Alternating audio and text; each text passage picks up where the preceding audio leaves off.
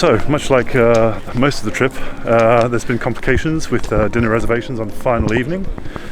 So I think we've changed about 4 times actually. We were supposed to be going to downtown this evening, then we decided we didn't want to do that after the last night. Well, they couldn't change it also to a later sitting, so... Couldn't get a reservation for the Manhattan, so where we wanted to go back to. So we tried a few other places. We had a reservation at the restaurant over at the Sequoia, is it? Sequoia Lodge. Sequoia Lodge. We found a reservation came up at the steakhouse at the last minute, so we changed it to the steakhouse. We just walked over there, and there's people. Well, there's waiters standing outside telling people that the restaurant is closed because of a fire or something. Is that what she told you? Just she didn't go into specifics. She says unforeseen circumstances. Unforeseen circumstances. So I don't know why they didn't contact us after they had our details for the reservation, but they didn't. So we had to find somewhere very last minute. I thought we were going to be wasting the meal voucher. So we're dining at Cape Cod at the Newport Beach Resort. And actually it'd be interesting to check this hotel out and see what it's like inside. It's always one that you see all the time, but it's just too far to walk to bother going and having a look. But it's always quite nice on the far side of the lake. What's kind of worrying is that they're still taking bookings for the steakhouse at 10:15. So they're not doing their jobs basically. But we're almost at the hotel, so yeah, let's make the most of this final dinner and see what this is. So we were nearly all dressed up with nowhere to go, as Rob described earlier. But we've got to the Newport Beach Hotel, it's a resort, Cape Cod, and we're going for, and we didn't realise, but it's a buffet. So similar to like every other restaurant in Disney. Similar to the Marvel Hotel downtown buffet, this is more based around seafood. So it's essentially, because we've got the meal plan, so we've got the meal plan plus full board. That basically means that it's all sorted and you get one soft drink on top of that for the whole meal. Any other drinks you pay extra, and you sort that out at the end. So at the start we've got entrees and starters. So you've got a raw salad, we've got mixed salad, we've got a charcuterie and a seafood platter and a fish soup. So you can essentially order any of these things, as many as, so you can have, like, for us, we've chosen 3 at the moment. We can decide if we really like it, we can order another one and another one and another one until we're rolled out. So yeah, it's going to be an interesting one. So like I say, last night we enjoyed certain parts of the elements of the things we chose, but we do have that thing where we feel guilty for leaving things as well. No, but you also feel very rough. Yeah. So kind of interested to see where this goes. I quite like the place. Very loud, but I quite like the place. Just come out of the Newport Bay Club Hotel Resort / whatever.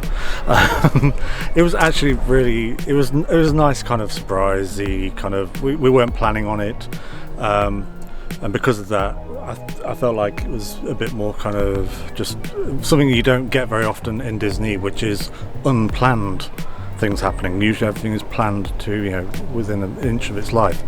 It was a buffet. There lies the problem for us. Rob and myself talk about this on a regular basis when we come to eating food. Of buffets, generally, you want to get value for money, so you end up buying all the things, choosing all the things that you really want or you normally like, not thinking necessarily about the combinations of the food and how well they go with each other.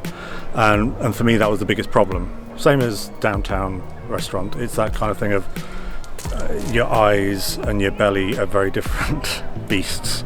I liked the meat platter that I chose, the charcuterie platter. I liked it on the whole, but it was a lot of different meats, and then so anything else I had after that or with it as a starter. So I tried some of the seafood platter, and you had the salad. Yeah. So I didn't necessarily. It felt like a lot of different flavours all counteracting with each other, and in some cases cancelling each other out, so the meats became very samey. I'm not a big fan of prawns, like just raw prawns as they are, with their eyes and everything. It just, if I can see its face, I don't tend to eat it. The rabbit terrine was actually quite nice. I think it was like, I don't know if it was chestnut or walnut. I didn't like the nuts that it had in the terrine, but I did like the meat, which I didn't think I would do. Yeah, I was a bit surprised by going to the Newport in the end. I wasn't expecting it, and the whole seafood thing didn't appeal to me. There's some seafood I like. I like fish. You know, there's some certain fishes I like. I like small cooked prawns, things along that nature. I like salmon steak and tuna steaks, but yeah, when the starters came out from the ones we'd chosen, I wouldn't have chosen those on a buffet had I seen them before I actually chose it. So the prawns, yeah, with the whole heads and everything, I couldn't go for that. I don't like raw salmon. I said to you before, if it was raw, I wouldn't have had it. So again, with the buffet thing, had I seen it before I chose it, I would have not gone for it. And I tried the other kind of mixture stuff, and that was fine. It was nothing that I was hugely impressed by, not because of the quality, but I'm just not a huge seafood person. And then going on to the mains, I kind of kept rather safe after the starters being such a mixed bag of flavours and textures. I decided to just stick to what I generally like, which is pastas, and actually that was a nice surprise. But I was quite full by that point, so I only had like the pasta, and that was it. I had one sort of small bowl of pasta, but it was very filling anyway, and it was actually really nicely done. I wasn't expecting much from it. So it was the spinach and ricotta with a really lovely sauce on it. I think if I'd been really hungry, that's the thing that I would probably have kept ordering. So I left it at the mains with that.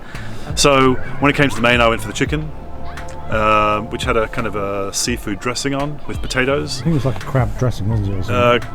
Crawfish, maybe. Crawfish, that was it. But it was very nice. I really enjoyed that actually. So I really enjoyed the chicken and the potatoes with that dressing, the accompaniment. And I tried a little bit of your pasta, the tortellini, and I actually really liked it. The cream sauce was amazing. It had such a nice consistency and flavour that I thought I'll try a portion of that as well, and I did. I had the whole thing, so I liked it.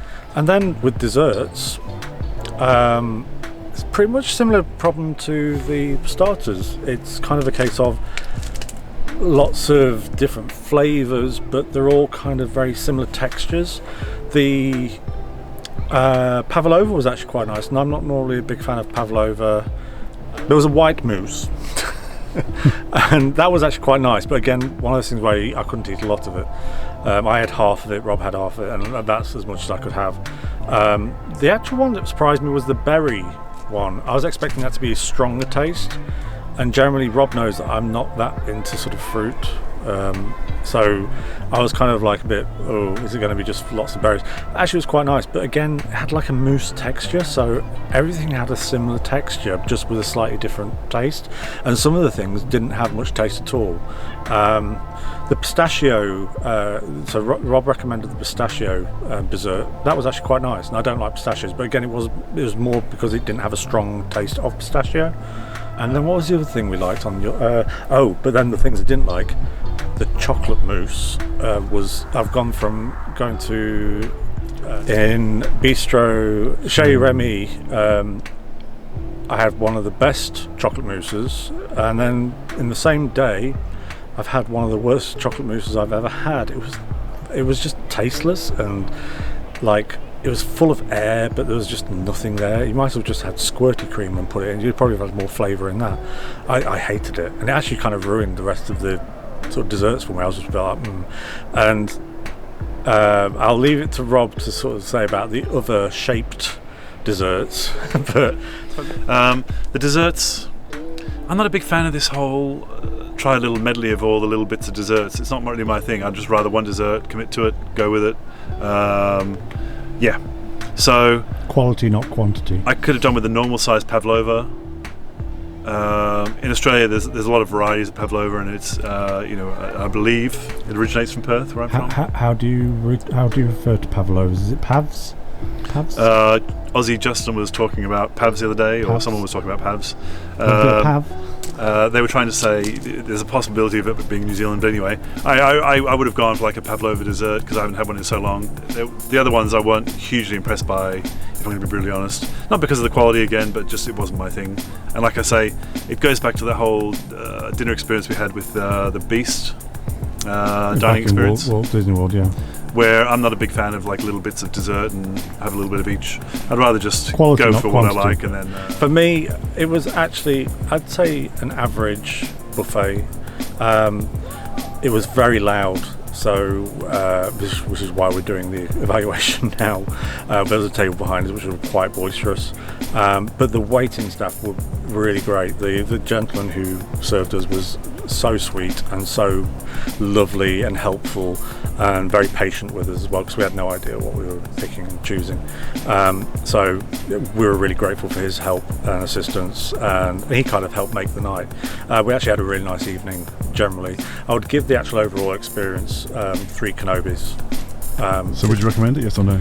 I would recommend it if you're wanting to try different things. Just try, especially if it's seafood you're into, or if you're not a regular of eating seafood and you want to like dip your toe, that would probably be the best place to go. The actual hotel, the resort itself was actually really lovely. So I would love to actually visit it, like, you know, in the daytime and see what it's like throughout.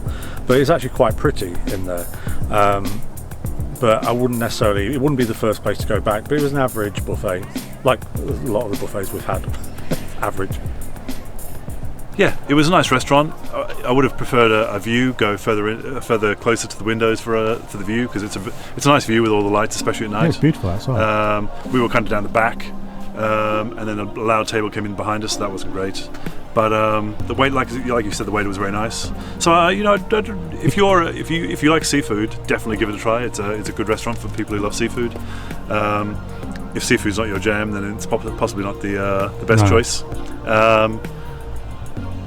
Overall, you know, even though it wasn't necessarily like the whole meal wasn't for me, I like the main. I'd give it maybe 4 shrimps on a barbie, just to say the quality is very good. But some of the choices weren't necessarily for my taste. And what about the shaped desserts? How was your feelings about shaped desserts? So I said to Darren during the meal, with the shaped desserts all over Disney, whether it's America or here in Paris, the more they look like characters, less likely they seem to be quality. The less I like the taste of them. I find them too much on the gimmick, and there's more of a gimmick doing the shape and not enough with the flavour. So I'm learning to avoid those those types of desserts. That doesn't include snacks when you're out and about. No, not snacks, but just desserts in restaurants. Desserts in restaurants. When they do those desserts in restaurants and they've got the characters, it generally doesn't appeal to me. I've learnt. Yeah. So you've learnt your lesson now, and that's forever. And the overall hotel, it looked very nice inside. It kind of I got the impression we should be in Boston, yes, dressed in Tommy Hilfiger, you know, yes, posing for a Tommy Hilfiger catalogue or something, because it's that kind of vibe. Quite a rowdy crowd though, I was quite surprised. Yes, and I'm not sure if we came back that I would want to actually stay there, to be honest. No, I don't. I'd visit, but not stay. It's nice to walk through, but I don't know if I'd want to be there. You would think that the Marvel Hotel would be the one that's rowdy, and yet yes, we've had the complete opposite effect of it's been really lovely. The kids here, I mean, it's midnight now, and there were kids on the lawn rolling all over the place screaming and it's like midnight, and I'm like, why are these kids up this late? So yeah. Whereas in our hotel, they're all pretending to be superheroes in their bedroom.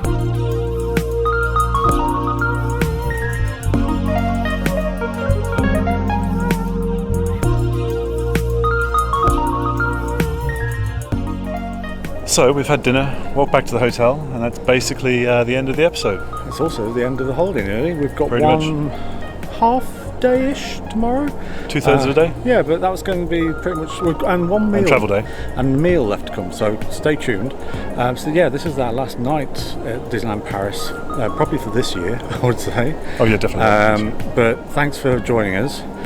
We'd love to know if you've eaten at the Newport and Cape Cod in particular, and what you think of the buffet, whether it be during COVID or before. We'd love to know your comment, like your favourite pieces or your worst sort of bits that you've had as part of the buffet. Yeah, keep those comments coming. We love them, and thanks for likes and subscribes. That's always appreciated and really helps the channel. But also, please join us on our social media, where we update with photos and general nothingness. So it's Aussie and Gent on Twitter, and Aussie Robbo and English Gent on Instagram, and we'd love to have you join us over there too. Thanks for watching. Bye-bye. Bye.